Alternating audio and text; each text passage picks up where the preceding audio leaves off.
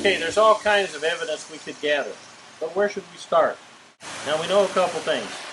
One, the engine is very, very lean. The oxygen sensor is down to 4. That's indicating very, very, very lean. Now we also have a misfire, a random misfire. Very easily we could say, well, we got a misfire, maybe we got a bad spark plug or a bad coil. But if the coil or the spark plugs weren't firing, would that create a lean condition? If air and fuel was being pumped into the cylinders, but the spark was not firing because of a plug or a coil, that unburnt fuel would be going out the exhaust, and you'd have a rich condition instead of a lean condition. But we have a lean condition. So at this point, we really can't rule out anything, but the first thing we're not going to look at is ignition. At this point, what we're going to try and do then is look at the things that could cause it to run that lean. 4 millivolts on the oxygen sensor and 27 on the short-term fuel trim. The oxygen sensor is reporting very, very lean, and the computer through fuel trim is adding lots and lots of fuel. What could cause that? Now we've actually narrowed it down to just O2s and short-term and long-term.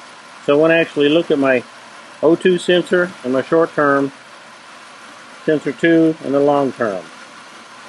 The ones I'm primarily looking at right now is the short-term of 27 and my oxygen sensor at 4 millivolts. Now one thing I want to know with the oxygen sensor reading 4 millivolts is whether or not that's truthful, whether or not it's really 4 millivolts. So as you know, we can actually drive an oxygen sensor to report richer or fuel. What we want to do is force that oxygen sensor lean or rich so that we can see if when we are making it do something that is actually reporting good information to us. So how are we going to do that? First thing we're going to do is force it lean. Best place to do that is the brake booster. Now we're going to pop the brake booster loose, and you can see we're creating a major lean leak here. And what's the oxygen sensor reading? It hasn't changed. Now probably the easiest way I like to try and add fuel is propane. Now propane will burn in an engine just like gas will, so you can simply get yourself a propane tank and they make these nice little devices. But once you actually open the propane tank, then you can control it here, and you can actually open it and let propane come out of here, or close it off. You can vary the amount of propane that you actually inject. So we're going to inject some propane into here. You need a direct intake vacuum source. Probably the easiest one here is the fuel pressure regulator. Now this is actually creating vacuum. You can see that it's creating vacuum. So what I'm going to do is put this in here, and I'm going to open it up and allow propane to go. Now if you watch the meter again, watching the O2 sensor, we're adding fuel, and that oxygen sensor is not seeing it. Now I'm adding enough fuel that you can hear the engine stumbling. It's getting very, very rich, but this oxygen sensor is not reporting it, and the short-term fuel trim is still adding fuel. So we put that vacuum lead back on the fuel pressure regulator. A very good way to be able to add fuel to try and force that oxygen sensor rich to see if the oxygen sensor is going to respond. Now to gather a little bit more evidence, what we can do here is actually unplug the oxygen sensor. When we unplug the oxygen sensor, the computer is going to notice that, and it's going to substitute a value of 0.5 volt. So let's watch the scope when I unplug the oxygen sensor.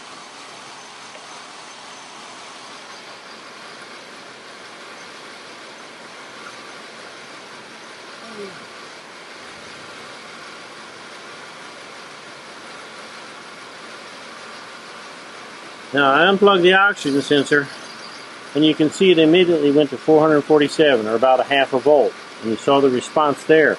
Now look up here at the short-term fuel trim. It's taking away fuel, because now the computer is responding to this 0.5 volt instead of 4 millivolts. 0.5 volt, same thing would be 500 millivolts. You can see that the long-term fuel trim is adjusting as well. Its number is coming down. Now the long term is a much slower adjustment. To diagnose this problem, you just really need to look at short term. Now with the oxygen sensor unplugged, we can accelerate the engine. And now it has good acceleration. When we plug the oxygen sensor back in, you can see it went down to 0 millivolts, and the short-term fuel trim is adding fuel. It now is reading this as 0 or very low millivolts. It's maxing out, adding all that fuel.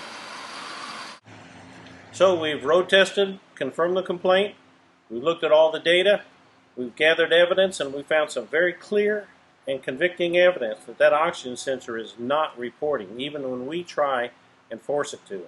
So before we can go any further, we got to make sure our sensors are actually working. We're going to replace the oxygen sensor and see what happens. Now we replace the oxygen sensor. We turn the key on, so I'm going to have to reset my parameters, what I want to look for.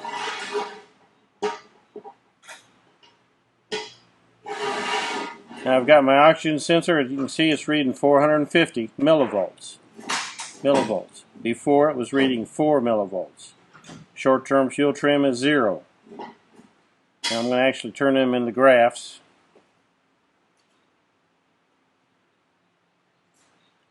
So my oxygen sensor is reading 450. Now before, if you remember, it was reading 0 to 4.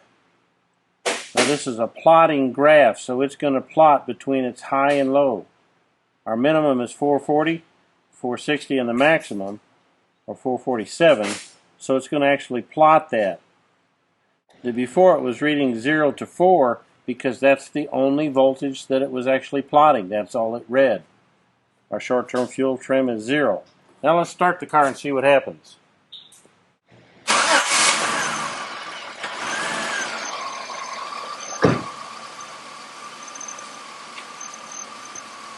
Now you can see our oxygen sensor is beginning to warm up. It's replotting. 447 was still the lowest, but it's gone up as high as 1.007. So now as the heated oxygen sensor begins to warm this oxygen sensor up, it's going to come down. Remember, this is a brand new oxygen sensor installed cold. So now it's going to start switching. The short-term fuel trim is 0. It's going down. It's down to minus 26. So it's going to take a while for the computer to actually see these numbers and start readjusting. But the oxygen sensor should start switching. As the computer sees it, it starts controlling that fuel by raising, getting back closer to 0. Its goal is to stay at 0. It's going to continue to climb. Now if I accelerate this,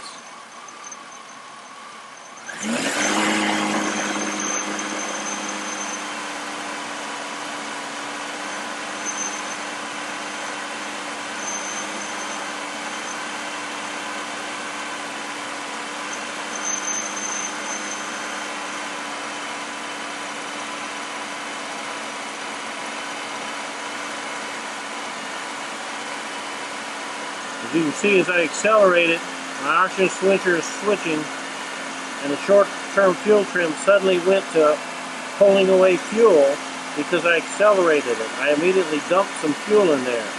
Now it's beginning to bring it back up slowly, trying to get it closer to 0.